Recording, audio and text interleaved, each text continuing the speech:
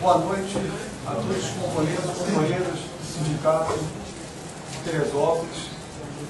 Boa noite ao Almir Aguiar, presidente do Rio de Janeiro, que chegou agora. Boa noite a Dilma, companheira também do Sindicato, psicóloga. Já tive a oportunidade de estar com ela em Friburgo há 3 anos atrás, dissertando sobre assédio moral. E dizer a vocês que, depois dessa brilhante exposição do Dr. José Luiz D'Amico para os companheiros e companheiras aqui do Sindicato de Teresópolis, Dr. D'Amico, eu vou me abster aqui apenas nos direitos dos trabalhadores lesionados na área previdenciária, porque eu acho que você já sintetizou tudo aquilo que as pessoas que trabalham em bancos, os nossos companheiros bancários, têm que saber. Eu acho que foi uma exposição brilhante e eu só tenho que parabenizar o doutor D'Amico. Em primeiro lugar, antes de entrar nos direitos dos trabalhadores, eu gostaria, em vez de falar dos direitos dos trabalhadores lesionados, eu gostaria de falar de prevenção. Por que prevenção? Poderia ser até uma forma que não está certa aqui, mas eu acho que prevenção é tudo, não só no trabalho, mas na nossa vida. Prevenção é uma forma de você ter condições de colocar o seu trabalho no devido lugar, na devida sequência. Mas, infelizmente, com a chamada globalização, que foi no final da década de 80 para 90, mudou-se drasticamente o conceito de trabalho, principalmente no nosso país. O nosso país não estava ainda preparado para ter aquelas mudanças que houve, principalmente com as fusões dos bancos, começando no governo Collor e finalizando no governo FHC, e até hoje tem as fusões nos bancos privados. Isso, infelizmente, deu uma condição aos trabalhadores em geral, sem ser bancários, tremendo na parte da saúde e condições de trabalho. Por quê? Os bancos antigamente, como o doutor D'Amico colocou, nós tínhamos pausas involuntárias, que eram as máquinas elétricas. O próprio caixa, a maioria aí já foi caixa, sabe que quando você teclava, não era um teclado leve, era um teclado um pouco mais pesado. Com isso você tinha que dar a pressão adequada aos seus dedos. Isso aliviava essa pressão contínua. Infelizmente, depois da década de 80, eu falo isso, que eu fui 10 anos ditador do Banesco, infelizmente comprado, doado para o Itaú, no governo Marcelo Alencar, aqui no estado do Rio de Janeiro. Foi um massacre.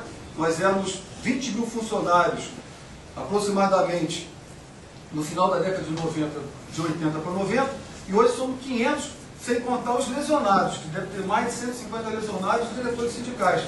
Como eu, conseguiu ficar até hoje, porque eu tenho estabilidade para ser um formador de opinião para vocês. Então, infelizmente, isso me sensibiliza muito e me deixa muito entristecido com tudo isso que aconteceu. Mas, voltando ao nosso assunto, quais são os direitos dos trabalhadores primordiais? O primeiro direito do trabalhador, infelizmente, que esteja lesionado, chama-se CAT, Comunicação de Acidente de Trabalho. O doutor D'Amico colocou muito rapidamente para não focar a minha pequena dissertação para vocês. A CAT, na verdade, é o instrumento, é o veículo que você leva ao INSS e esse formaliza qualquer doença ocupacional, acidente no trabalho ou trajeto.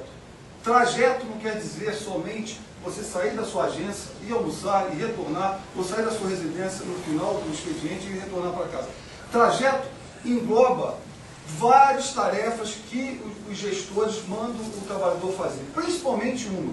Às vezes você está em Friburgo, vai fazer vamos dizer, uma palestra ou vai participar de um evento pelo banco em qualificação no Rio de Janeiro. Isso, se você tiver um acidente na estrada ou retornando, isso é acidente de trajeto. E muitas vezes essas pessoas não dão o enfoque necessário. Os gestores da agência não estão qualificados e preparados para imediatamente interceder pelo companheiro bancário. Que antes de tudo ele pode ser o administrativo ou pode ser o gerente geral, mas antes de tudo ele é um trabalhador. Só tem apenas uma comissão diferenciada daquele que entrou. Então isso tudo a gente tem que ter muito cuidado muita condição de percepção, porque senão, infelizmente, a gente, quando for solicitar nossos direitos, já passou o período desta carência.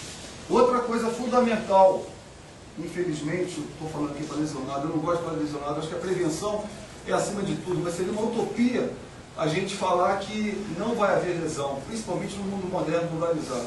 Infelizmente, o que tem havido de lesão na categoria bancária, o doutor Damir colocou muito bem, hoje as LER-DORT abrangem as doenças ocupacionais em torno de 70%. É muita coisa. O companheiro Almir aqui, que tem uma experiência até maior que a minha, professor, eu peguei algumas explicações com ele em 98, quando comecei na Secretaria de Friburgo. Ele já estava, na época, diretor de saúde do Rio de Janeiro, que engloba mais de 30 mil bancários.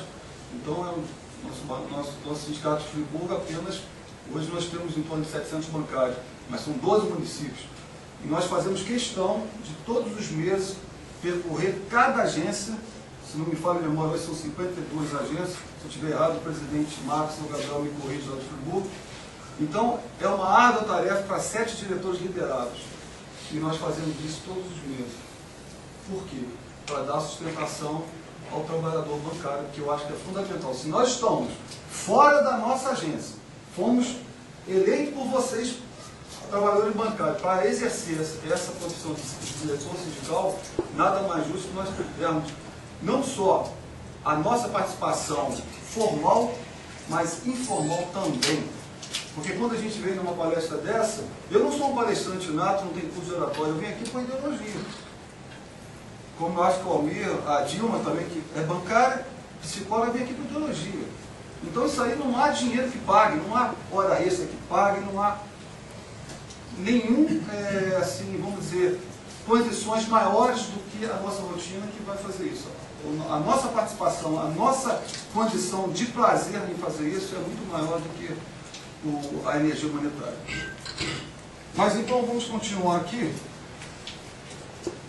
Em relação à CAT, que eu vou retroagir a globalização, mas são documentos, são informações que, infelizmente, o lesionado, quando começa a sentir a primeira dor, após um esforço repetitivo de 4 a 6 horas no seu trabalho, formigamento, como o doutor José Luiz colocou aqui muito bem, mas às vezes as pessoas estão tão enfocadas no serviço que ela simplesmente não tem o enfoque necessário na hora para falar isso aqui é o quê?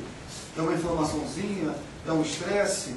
É uma... Não até percebe, mas acha que... Sim, né, é uma... mas é por quê? Porque unifica vários fatores num só. E as pessoas que estão na agência não têm essa percepção. Às vezes até por próprio medo de colocar isso com os companheiros, com os gestores. Por isso que eu acho que os gestores de agência, eu acho que tem que ter reciclagem contínua, porque eles são aqueles que vão parar, direto e indiretamente, aqueles que estão lesionados. Mas isso não acontece na prática, infelizmente.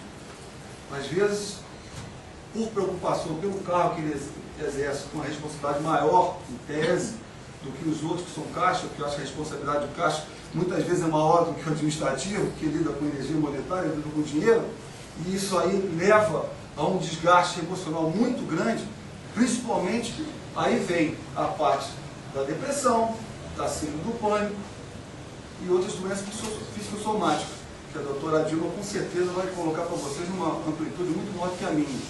Então, eu acho que, a princípio, é fazer exames, mesmo que nós temos a legalidade que hoje temos o NTE, que é o Nexo Técnico Previdenciário, que quando esse Nexo Técnico Previdenciário foi oficializado pelo governo Lula em 26 de dezembro de 2006,